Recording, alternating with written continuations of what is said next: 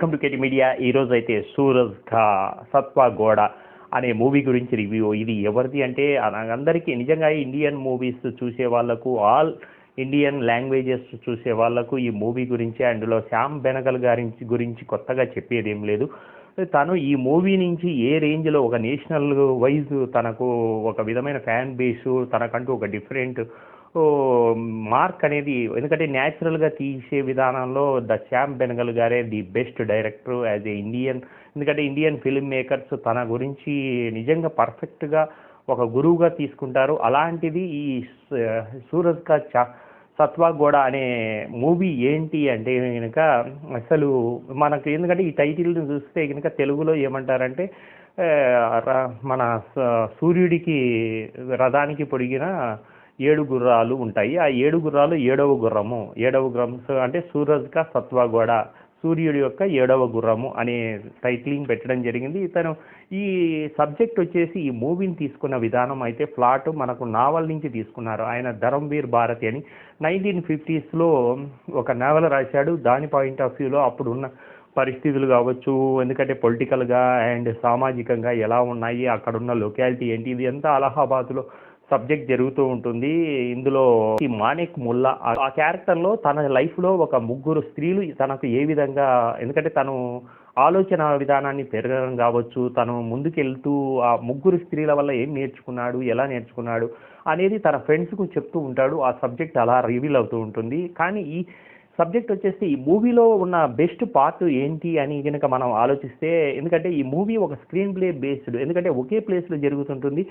అది కూడా డిఫరెంట్ యాంగిల్లో, ఎక్కడ బోరింగ్ లేకుండా న్యాచురల్ వేలో ప్రజెంట్ చేసిన విధానం. ఎందుకంటే 3 లేడీస్ వాళ్ళు తనకున్న సర్కమ్స్టెన్సెస్లో రకరకాల ఫేజుల్లో ఈ మాణిక్ ముల్లా అనే వ్యక్తికి తారసపడినప్పుడు తను బిహేవ్ చేసిన విధానం మాణిక్ ముల్లాను. కానీ అక్కడ వచ్చేసి స్క్రీన్ ప్లే ఏంటంటే ఒక పాయింట్ ఆఫ్ వ్యూలో సబ్జెక్ట్ రన్ అవుతుంటుంది. కానీ ఇక్కడ తన పాయింట్ ఆఫ్ వ్యూలో ఏదైతే Jamuna point of view, Lily point of view and Satti point ఒకే ప్లేస్లో ఉంటుంది. కానీ 3 యాంగిల్లో తీసుకున్న విధానము ఎక్కడా బోరింగ్ అనేది లేకుండా, ఎందుకంటే ఇక్కడ ఒక సబ్జెక్ట్ రన్ అవుతుంటుంది, జమునా సబ్జెక్టు, అలాగే పక్కింట్లో తన లవరైన తన్న అండ్ వాళ్ళ ఫాదరు అవి వినిపిస్తూ ఉంటాయి. కానీ దానికి రిలేటెడ్గా తర్వాత ఆ సబ్జెక్ట్లో తన క్యారెక్టరైజేషన్లోకి వెళ్ళినప్పుడు, అలాగే ఇంకో క్యారెక్టర్లోకి ముల్లా, ఈ లవర్ క్యారెక్టర్ ఎవరైతే మాణిక్ ముల్లా ఉన్నాడో, అలాగే తన్నా క్యారెక్టర్ ఎవరైతే ఉన్నారో, వీళ్ళందరూ ఇంటర్ రిలేటెడ్గా ఉంటుంది.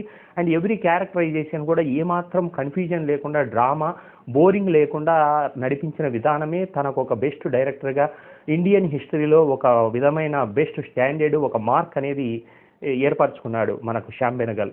నిజంగా దీన్ని చూసినట్లయితే మనం ఒక స్లో పేజ్లో 130 minutesలో ఈ సబ్జెక్ట్ రన్ అవుతూ ఉంటుంది.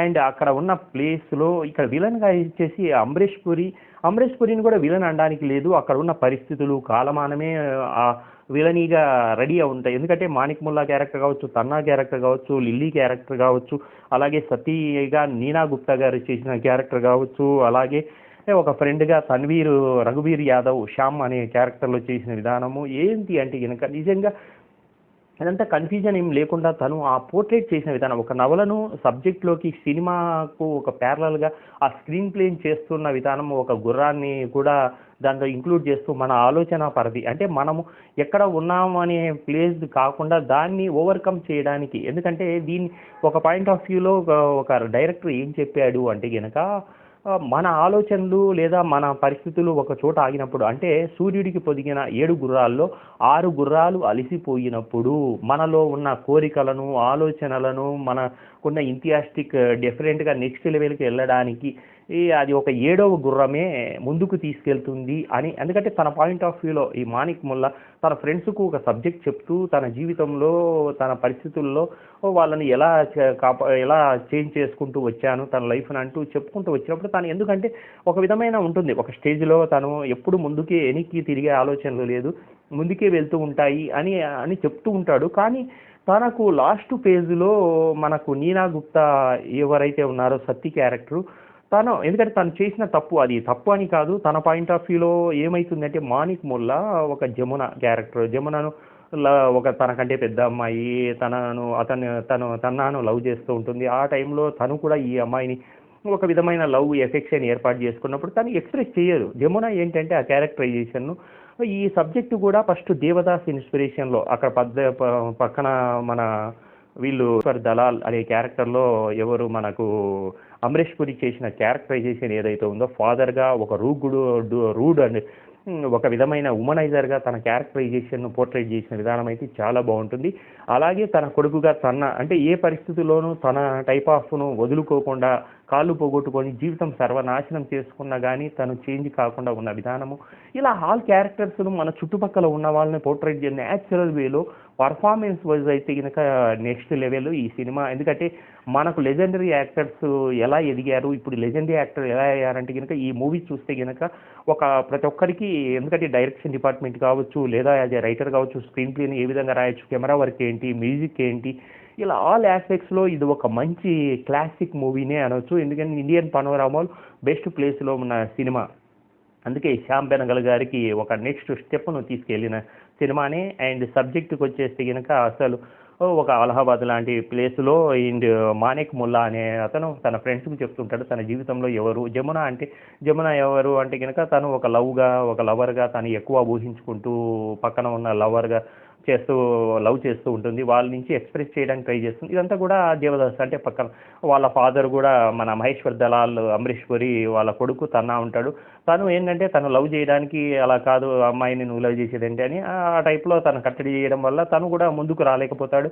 ఆ టైంలో ఒక ముసలివాడితో ఈ అమ్మాయి భారతి, ఎందుకంటే మనము ఏదైతే దేవదాస్ కాన్సెప్ట్ ఉంటుందో ఆ విధంగా పెళ్లి చేసుకొని వెళ్తుంది. ఆ టైప్ ఆఫ్లోనే మళ్ళా తనతో లవ్ అయితే ఉంటుంది. అలాగే మహేశ్వర్ దలాల్ ఇంకొక అమ్మాయిని లిల్లీ అనే క్యారెక్టర్ను, అంటే లిల్లీ క్యారెక్టర్ ఏంటంటే సెల్ఫ్ మేడ్ ఉమెన్గా తనకు నచ్చితేనే ఉంటుంది, లేదా ఆ లవ్ ఉంటుంది. ఆ లల్లీకి మళ్ళా మాణిక్ ఎవరైతే ఉన్నారో మాణిక్ ముల్లాకు లవ్ ఉంటుంది. ఆ లవ్ను కూడా ఎక్స్ప్రెస్ చేయకుండా మాణిక్ ముల్లా క్యారెక్టరైజేషన్ ఏంటంటే వీళ్ళు ఇలా లిల్లీని తీసుకున్నప్పుడు మన సన్నాను మరియు మహేశ్వర్ దళాలు మ్యారేజ్ చేసినప్పుడు తనకు ఇష్టం లేకుండానే మ్యారేజ్ చేసుకుంటుంది. దాని తర్వాత తనతో దూరంగా ఉంటుంది ఇక్కడ. ఎందుకంటే ఆల్ క్యారెక్టర్స్ కూడా సఫర్ అయిన విధానము, ఆ పరిస్థితులు.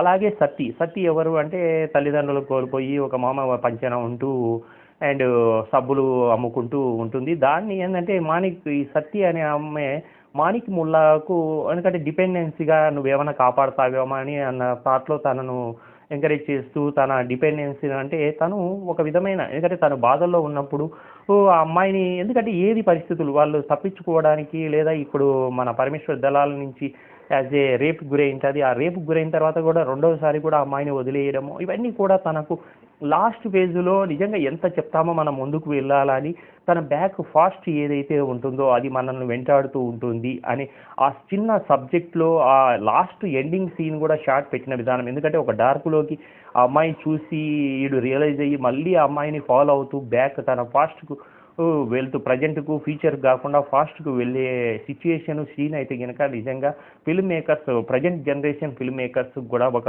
విధమైన, ఎందుకంటే ఆ టైప్ ఆఫ్ నేరేషన్ ఎందుకంటే డార్క్ మనకు అనురాగ్ కశ్యప్లు ఈ సినిమా చూసిన తర్వాత శ్యామ్ బెనగల్ ఎందుకు మెయిన్ పిల్లర్లో ఉన్నారు, మిగతా ఎవరు దీన్ని ఎందుకంటే డార్క్ ఫేజ్లో తీయగలిగిన వాళ్ళు అనురాగ్ కశ్యప్ ఇలాంటి వాళ్ళు చాలామంది ఉన్నారు. అవన్నీ కూడా డార్క్ స్టైల్ ఆఫ్, ఎందుకంటే వాళ్ళు తీసిన సినిమాలు చూస్తే కనుక వేస్ట్ కావచ్చు, కొన్ని టైప్ ఆఫ్ అంటే అక్కడ ఎవరు వేశ్యల క్యారెక్టర్లు, బిచ్చగాల క్యారెక్టర్లు తీసుకున్నప్పుడు దాంట్లో ఒక పాజిటివిటీ, ఒక నీట్గా తీసిన విధానం వేరు, లేదా రూరల్కి వెళ్ళిపోయి వాళ్ళ వల్గారిటీని ప్రజెంట్ చేసిన విధానం డిఫరెంట్. కాబట్టి అందుకే శ్యామ్ బెనగల్ గారు ది గ్రేట్. ఇదే మనకు సూరజ్ కా సత్వా గోడ. ఇది నా రివ్యూ విత్ స్టోరీ. మీకు నచ్చినట్లయితే కామెంట్ తెలియజేయండి. అలాగే ఈ మూవీని చూడని వాళ్ళు అయితే కనుక పర్ఫెక్ట్గా చూడండి. ఎందుకంటే దీంట్లో ఏ టైప్ ఆఫ్ ఏ యాంగిల్లో యాజ్ యాక్టర్గా నేను చూసినప్పుడు, యాజ్ డైరెక్టర్గా చూసినప్పుడు, యాజ్ మ్యూజిక్, కెమెరా వర్క్ అన్నీ కూడా డిఫరెంట్ యాంగిల్లో మనకు ప్రజెంట్ చేసిన విధానం హ్యాట్స్ ఆఫ్.